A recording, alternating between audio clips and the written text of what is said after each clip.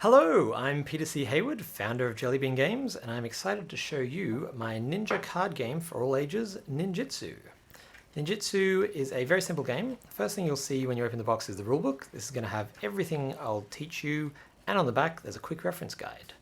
Next you'll see an expansion. I recommend playing without this for your first few games, and at the end of the video I'll go through exactly how to integrate that.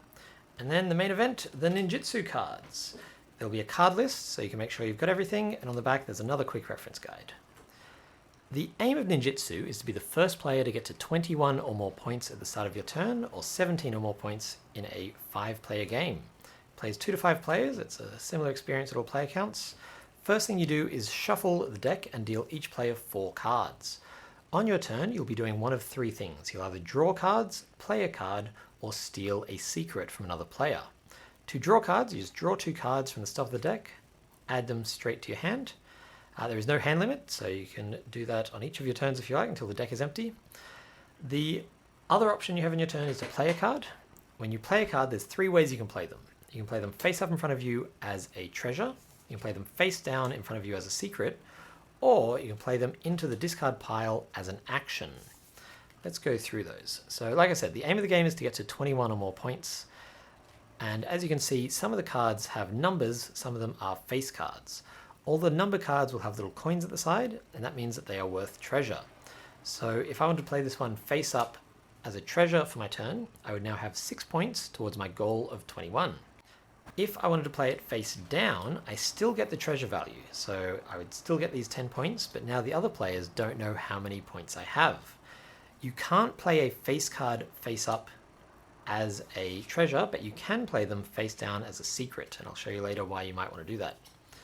The third option is to play a card into the discard pile for its action. Cards with gears can't be used for their actions, only cards that have these lightning bolts at the side. So for example, I could play this, I could play this katana, discard any one treasure from play, and then play a card. So in this case, I'd have to discard one of my treasures, but then I'd get to play another card. That would be a terrible move. Don't do that. Let's get a better example of a good action that you could play at the start of the game. Here we go. Smokebomb. So let's say I had Smokebomb in my hand. I might want to play that for its action. Play 2 cards as secrets. Now I've played both of these. No one else knows how many points I have. The Tripwire is a bit of a special card. It can't be played as an action because it doesn't have lightning bolts, it's got a gear. And as well as that, it has to be played as a secret. So I can't play this and be like, look guys, I have 10 points. If you play the Tripwire, it has to be played face down as a secret. The third thing you can do on your turn is to steal another player's secret. So let's say this player had, in a previous turn, played this. On my turn, I could steal this secret. You can only steal face down cards, and you can only steal them from opponents. You move it into your collection, which is where your treasures and secrets hang out. Then you flip it face up. I now get this many points. So in this case, I have 9 points. On my next turn, if I wanted to play this one face down, I'd have 19, but everyone else can only see the 9. On my next turn, I might play this face up as a treasure. If it got back around to me again, I would win, because I have 6 plus 9 is 15, plus 10 is 25, so I have more than 21 points. If, however, the secret that you steal has a little bomb icon, such as this one. So let's say I stole this treasure, I stole this secret and then flipped it face up in front of me. It's got a little red bomb icon. This means it's got a trap.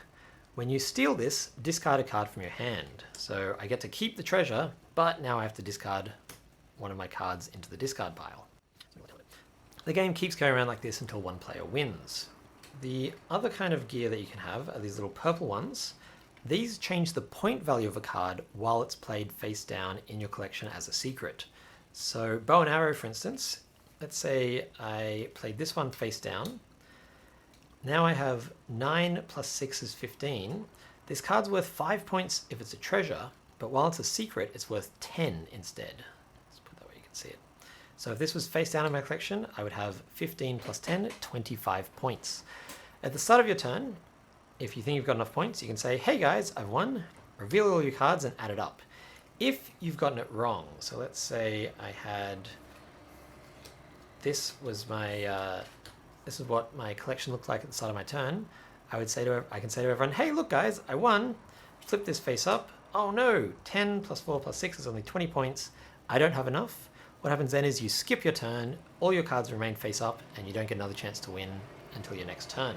Let's just go through a few of these cards. So the Katana lets you discard any card from play, any treasure from play, and then play a card. So this can only be used to affect treasures. It can't affect cards in hand or secrets. Smokebomb we saw earlier, play 2 cards as secrets. When you steal the Master of Cunning, whoever you stole it from gets to draw 4 cards, so that's pretty good. Chain and Sickle lets you discard a treasure, so let's say I wanted to play this one. I can discard any treasure, so that can be mine or someone else's, and then use its action. So this one would let me discard another treasure and then play a card. Pretty cool. The expansion adds some new cards. So first of all, there is another card list in here, so you want to put that one aside. On the back it's got a little quick reference guide to the symbols. And as well as the purple key gear and the red trap gear, the expansion adds in this yellow, where is it? Adds in a yellow treasure gear. So this one is an ongoing ability while the card is face up in front of you. So if I played this, let's say I played this card as a secret, it's just worth 8 points. It has no special ability right now. So I would be at 8 plus 4 plus 5 is 17 points. So in a 5-player game I'd be winning, otherwise I'd have to get a few more points. If someone were to steal this, they'd move it face up in front of them, and then they would have this ability. While this is face up in front of you, you cannot steal secrets. So I've lost my 8 points, they've gotten 8 points, but now they're not allowed to steal secrets until that card disappears.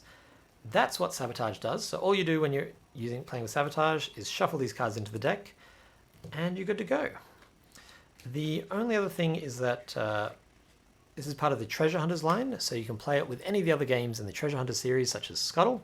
You just shuffle those cards into the deck and play by the ninjutsu rules. And if you have the first game in the series, Scuttle, we've updated some terminology. So destroyed is no longer in it, just means discarded from play. And when a card is protected, we now explicitly say it can't be stolen, discarded, moved, or swapped. And you can't steal permanents, which are a card from Scuttle. And when a secret's turned face up, it always becomes a treasure, gets discarded. It does not come into play as a permanent. That is Ninjutsu. If you have any questions about anything I've talked about, feel free to leave a comment or get in touch. Thanks so much.